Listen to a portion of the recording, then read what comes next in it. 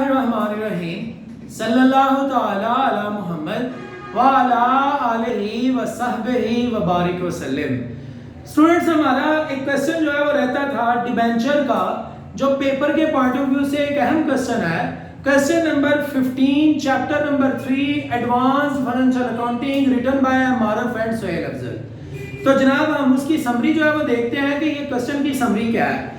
और इस क्वेश्चन को अच्छे से अंडरस्टैंड करने के लिए बहुत जरूरी है कि आप प्रीवियस तमाम लेक्चर्स को अच्छे से तैयार कर चुके हों, तब जो है आप इसको अच्छे से अंडरस्टैंड कर सकेंगे, क्योंकि बेसिक चीजें तो आपको पता है प्रीवियस लेक्चर्स में ही डिस्कस की गई हैं। यहाँ तो सिर्फ क्वेश्चन को सॉल्व करते हुए अगर कोई न्यू पॉइंट आएगा तो उसको डिस्कस किया जाएगा स्पेशली।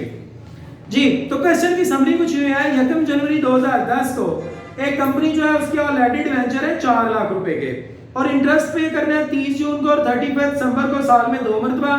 और उसके बाद कहता है 1 मई 2010 को कंपनी ने क्या किया, अपने ही डिवेंचर परचेज कर लिए 500। और ये जो इसने डिवेंचर परचेज किए हैं ये ओन डिवेंचर हैं। ओन डिवेंचर का मतलब होता है कि कंपनी ने इन्वेस्टमेंट पर्पस के लिए परचेज किया। आगे उसने खुद बता भी दिया है 97 एक्स इंटरेस्ट के साथ। ये एक्स इंटरेस्ट क्या है, ड्यूरिंग क्वेश्चन इस पे भी बात करते हैं, लेकिन ऑलरेडी हम इस पे बात कर चुके हैं। कहता है अब आप जर्नल एंट्री पास करें, अगर आप इन डिबेंचर को कैंसिल कर दें साल के एंड में, या आप इन डिबेंचर को री इशू कर दें, तो क्या एंट्रीज पास होंगी। जी मेरे भैया, तो देखते हैं जी। आज ये री इशू वाला सिर्फ क्वेश्चन पॉइंट में है, बाकी तकरीबन सारा प्रोग्राम है। क्वेश्चन नंबर 15 है, नजर आ रहा है। चले कोई नहीं स्टूडेंट्स, आज मैं कोशिश करूंगा जो एंट्रीज है वो थोड़ी नीचे पास करें। नंबर क्वेश्चन का ऊपर लिखा गया है, क्वेश्चन नंबर 15। सुन भी तो से कीजिएगा जनाब। हुआ क्या है, कंपनी की ना 4 लाख रुपए के ऑलरेडी डिवेंचर हैं, और कंपनी ने साल में 2 मरतबा इंटरेस्ट पे करना है 30 जून को 31 दिसंबर को। याद रखें हमेशा जर्नल क्रोनोलॉजिकल ऑर्डर के तहत होता है, जो डेट पहले आती है उसकी एंट्री पहले पास होती है। हमने तो 2 एंट्रीज पास करनी थी, जून की और दिसंबर की, लेकिन वो कह रहे हैं मई की 1 है कि 30। 1 मई को क्या हुआ, कंपनी ने अपने डिबेंचर लोगों से खरीदे हैं। तो जब कंपनी ने अपने डिबेंचर खरीदे हैं लोगों से, तो जर्नल एंट्री क्या पास होगी, एक्स इंटरेस्ट के ऊपर खरीदे हैं और इन्वेस्टमेंट पर्पस के लिए खरीदे हैं। याद रखें जब इन्वेस्टमेंट पर्पस के लिए खरीदे जाएं तो एंट्री पास होती है on debenture account debit. On debenture को डेबिट इसलिए किया जाता है क्योंकि ऑन डिबेंचर जो है ये हमारा एसेट होता है। एसेट में इजाफा डेबिट। याद रखें जब भी डिबेंचर को इन्वेस्टमेंट पर्पस के लिए खरीदें तो एसेट होता है। कितने के भैया, 500 है। 500 डिबेंचर है, और एक डिबेंचर को खरीदा है 97 एक्स इंटरेस्ट के साथ।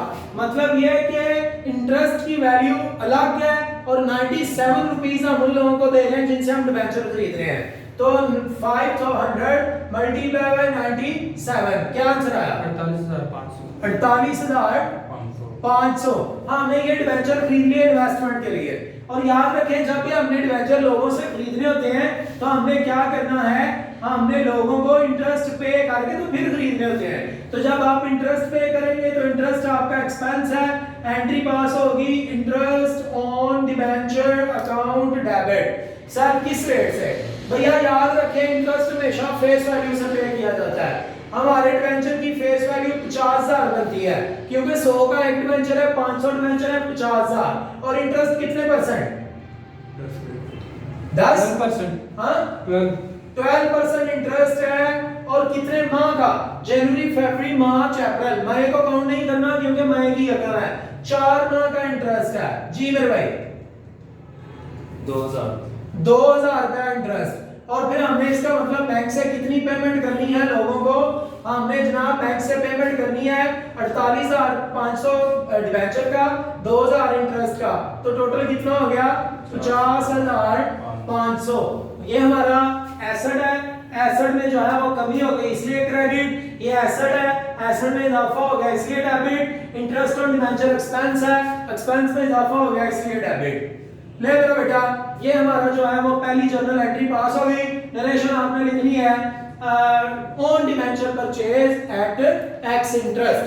अब देखिए जी मई के बाद जून आता है। हमने क्या जून में किया, 30 जून को हमने इंटरेस्ट पे करना है। इंटरेस्ट लोगों को भी पे करना है और डिबेंचर खरीद के आपने अपने पास रखे हैं, अपने आप को भी इंटरेस्ट पे करना है। जब आप लोगों को इंटरेस्ट पे करें और अपने आप को भी इंटरेस्ट पे करें तो वो कंपनी का एक्सपेंस होता है। एक्सपेंस में इजाफा डेबिट, एंट्री पास होगी interest on debenture account debit बतौर एक्सपेंस के। और जब आप लोगों को इंटरेस्ट पे करेंगे तो डेफिनेटली कमी होगी कैश में, एसेट में कमी क्रेडिट, बैंक में कमी क्रेडिट, और खुद को इंटरेस्ट मिलेगा तो वो आपका रेवेन्यू है, तो लिखा जाएगा interest on debenture credit revenue के तौर पे।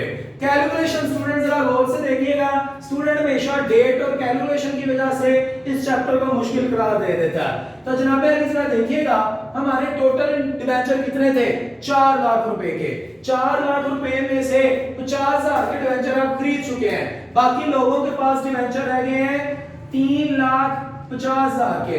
इसके ऊपर आपने सूद देना है लोगों को 12%। कितने माह का, 6 माह का, क्योंकि लोगों को आपने सूद कोई नहीं दिया 3,50,000 के डिबेंचर के ऊपर इससे पहले, तो कितना सूद बनता है, 21,000 रुपए आपने लोगों को सूद देना है।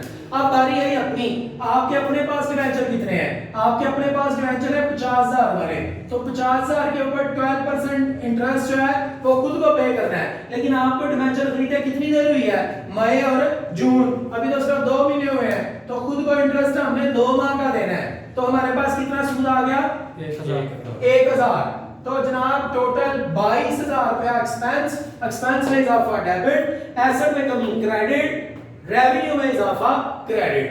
ये जनाब हमारी एंट्री पास होगी इंटरेस्ट पेड ऑन डिबेंचर्स, ये इसकी निवेशन होगी। उसके बाद 30 जून के बाद आ गया 31 दिसंबर, और साल में दरमियान में कुछ नहीं हुआ, तो 31 दिसंबर को क्या हमने करना है, 31 दिसंबर को एक तो हमने इंटरेस्ट पे करना है। तो पहले जरा इंटरेस्ट पे करते हैं, बाकी बातें बाद में होगी। जब इंटरेस्ट पे करेंगे तो एंट्री पास होगी इंटरेस्ट ऑन डिबेंचर।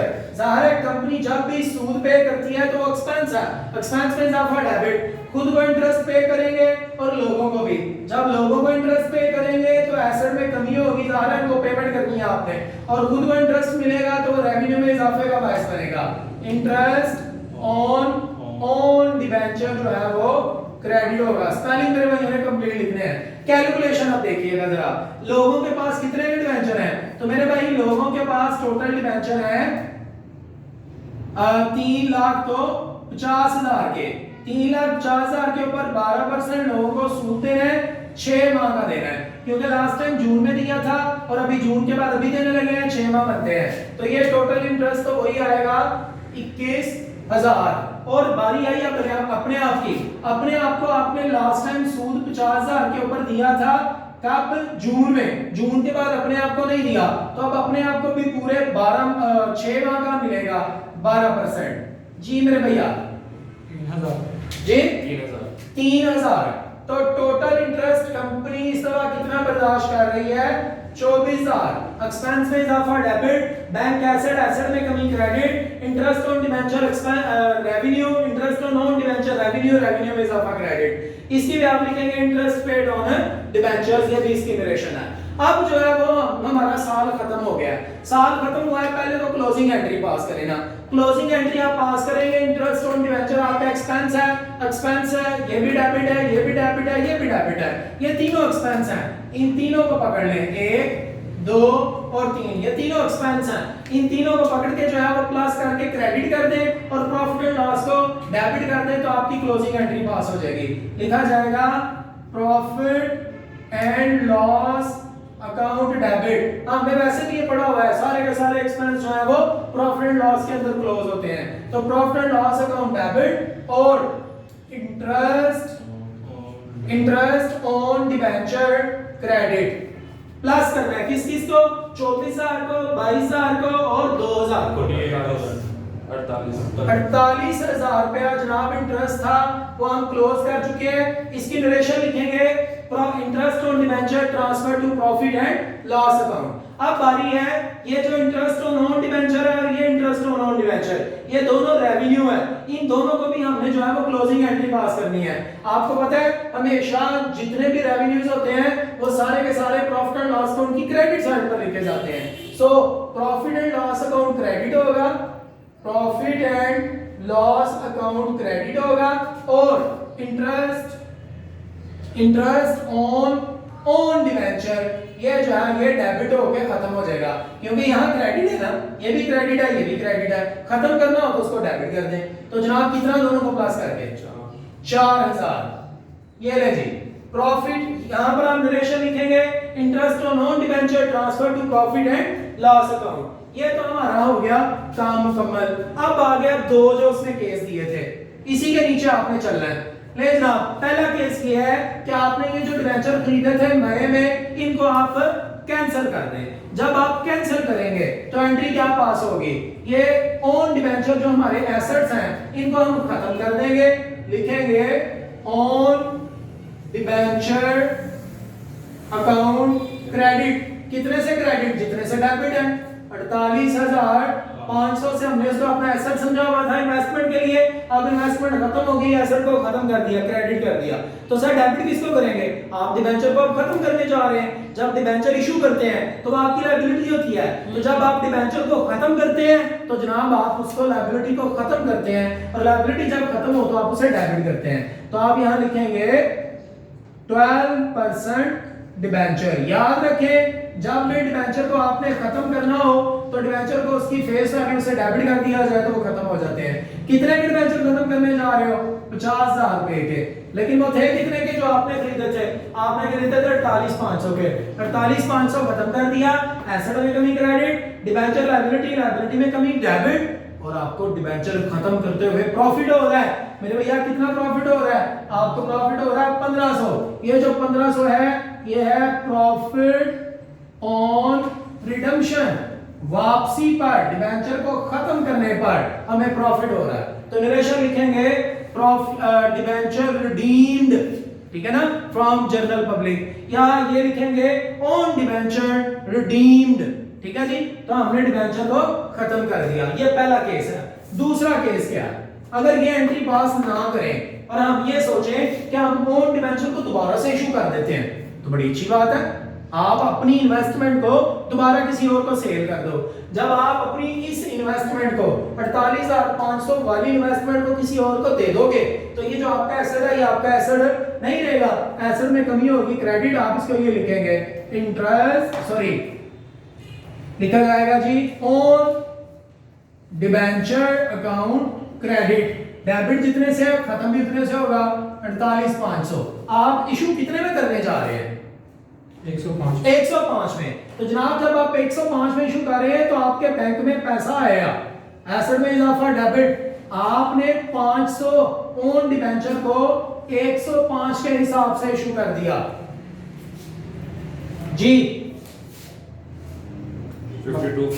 52,500 जनाब हमने अपने ओन डिबेंचर को जब दोबारा से इशू किया तो पैसा मिला, एसेट में इजाफा डेबिट, अपने डिबेंचर्स को खत्म किया, ओन डिबेंचर अकाउंट क्रेडिट, कितना फायदा हुआ, 4,000। ये जनाब आपका प्रीमियम ऑन री इशू ऑफ डिबेंचर। आप डिबेंचर को अगेन इशू कर रहे हैं ना, तो आपको प्रीमियम हो गया, मुनाफा है, ये कंपनी का है। जब तक कंपनी के पास है, कंपनी के ऊपर ये लायबिलिटी है, रिजर्व है, लायबिलिटी में इजाफा हो तो क्रेडिट करते हैं। ये जनाब अली हमारा क्वेश्चन था। होप सो कि आपको समझ आई होगी। कोई चीज ना समझ आई हो आप जरूर कमेंट करके पूछ सकते हैं, समझ आ गई हो तो लाइक भी कर सकते हैं। Thanks for watching Aftab Bukhari official.